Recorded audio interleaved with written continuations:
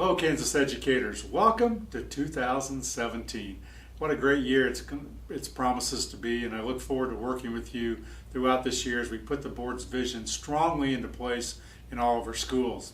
Last time we talked, we kind of gave a recap of where we've been with the board's vision, how they developed the 5 outcomes, how they worked on the definition of a successful high school graduate. But today we're going to be looking forward. What's going to happen in 2017? What should we be doing in schools to reach the board's vision? And soon we're going to be kicking off what we're calling version 2.0 of the vision. We'll be interviewing people within our department and throughout the state talking about each of the 5 outcomes. But that's in the next several months. What I want to talk to you about today overall is how do we get truly prepared and moving forward in 2017 to reach the board's vision. So let's talk a little bit about what the state board's doing behind the scenes and laying the groundwork in order for school districts to reach that vision. First, let's talk about teachers. As many of you know, we have a teacher shortage in Kansas and really across the United States. So the board has established a permanent teacher vacancy and supply committee. That 10-member task force job is to study teacher licensure, it's to study the teacher vacancy and shortage and report directly to the state board on recommendations to help solve that. But teacher shortage is a much broader issue than just a committee. It's really all of our responsibility to talk about the great things going on in education and encourage young people to want to join this profession. In fact, it's all about raising teacher voice in Kansas and doing it in an appropriate way. So as we think about reaching the board's vision, I ask all of you, whether you're teachers in the classroom, whether you're principals, superintendents, school board, or just some of the members of the public who are interested in your school, involve your teachers in designing this new vision in your community. Take what the state board has done, engage your teachers in deep conversation about the redesign of schools to make sure that every student is successful. I think if we only did that simple task, raising the teacher voice and allowing them direct input and how we're going to achieve this goal, we'd see tremendous progress in reaching the state board's vision. So that's one of the things that the state board's promoting and trying to do to resolve the teacher vacancy and shortage issue, and also to encourage teacher voice across Kansas. Some other things that the state board has done, as you know, is shrink the state assessment to give you more time to focus on the outcomes and instruction. And in fact, along with that, the state board released a new ACT correspondence table that gives high school students a snapshot from when they take the state assessment of what they're likely to score on the ACT exam. We know that's important to you. You asked for it, and in 2017, we're giving that to you for the first time. 2 other exciting initiatives that the state board has rolled out in late 16 and early 17. We're working with a nonprofit organization that will come into Kansas and work with every school district to ascertain 3 important questions. 1, do we have fiber and high-speed internet directly to those buildings and into that district? 2, is there wireless access in every classroom? And 3, what is the cost of providing that infrastructure to school districts? We're excited to try to drive the cost down while providing higher speeds for Kansas kids and Kansas educators. We know this will enhance the instruction that you're providing to students, and we're excited to be partnering with you in this endeavor. The last item that the state board put into place in late 2016, early 17, is they purchased for every school district the National Student Clearinghouse data. We're really excited to be telling you about this because every high school in Kansas now will have longitudinal data about the students that graduate from that high school and where they go on to post-secondary success. This data will be critical as we move forward to analyzing and helping every student become post-secondary successful as they leave high school. Those initiatives that the state board's been working on are just lay the foundation for the work that you will be doing as it relates to the state board's vision. So let's first talk about accreditation and how that all pulls together.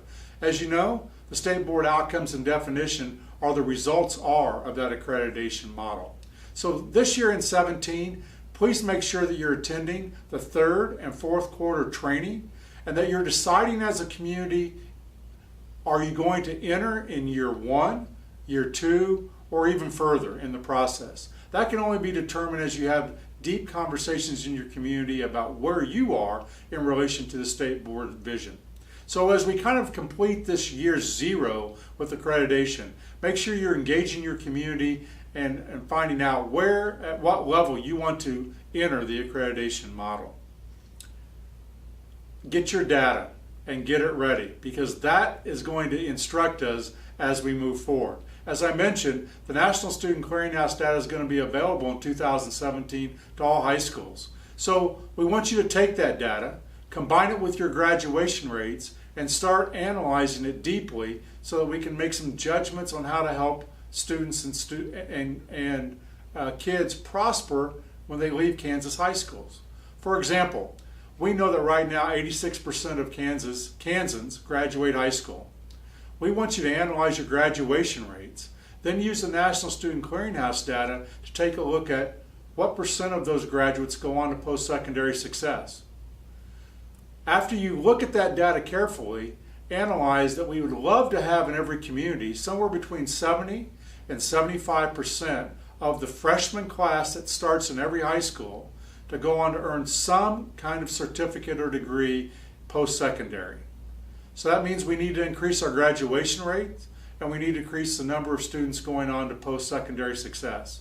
For example, in a small high school in Kansas, we may only have 30 students that start as freshmen. What if only 1 or 2 of those students drop out of high school? Not a very large number, but already we're down, let's say, to 28 of that original 30 who graduate high school. And then if 60% of that group goes on to post-secondary success, well, we're below the number that's needed to make sure that we fulfill the job market in Kansas and helping those students achieve their post-secondary success of having an economic future headed toward the middle class. So this data is very important. And as you start to analyze it, start to look back and say, of the students that were successful, what was their path through our K-12 system? Of the students that were not successful, what is the path that they had during our K-12 system? Both of those cohorts will leave clues that every community can analyze and start to make decisions about what we need to do to change that trajectory for every student. Remember the vision that will lead the world in the success of each student. And before we start the redesign of schools, 2017 will be the analyzing the data and knowing exactly what that data is telling us in every one of our communities. Quite possibly it's saying we need to ramp up our early childhood programming.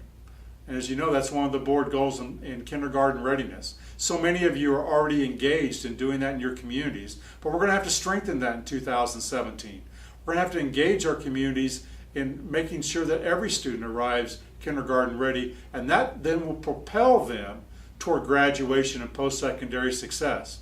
Too many of our kids enter kindergarten already behind, and all of you know that. So engage your communities also in how we're going to make sure that every student comes to kindergarten social, emotionally, and academically ready to learn. Finally, as we look at that data, we may also look and say it's not just academics where we need to help students. It's the social emotional factors. Maybe some students are coming to school with a lot of turmoil in their life.